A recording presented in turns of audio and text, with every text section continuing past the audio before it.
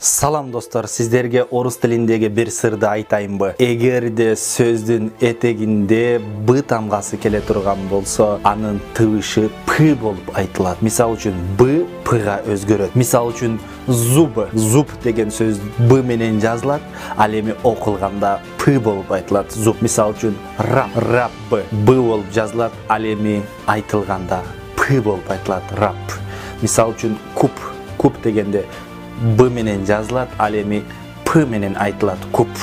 Андан кийин мисал үчүн герб B менен жазылат, ал эми болсо айтылышы P болот, герб. Андан кийин достор, эгерде V тамгасы сөздүн аягында, этегинде келе турган болсо, F болуп окулат.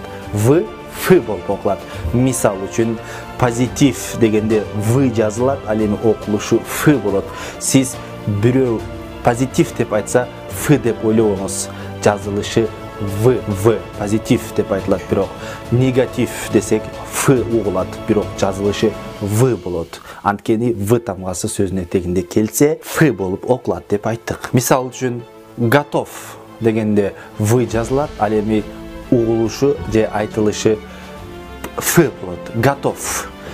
Мотив десек, мотив F деп айтабыз, жазылганда V болуп айтылат, мотив. Лев деп жазылат, ал эми F болуп айтылат. Туура жана так жазып үйрөнөлү.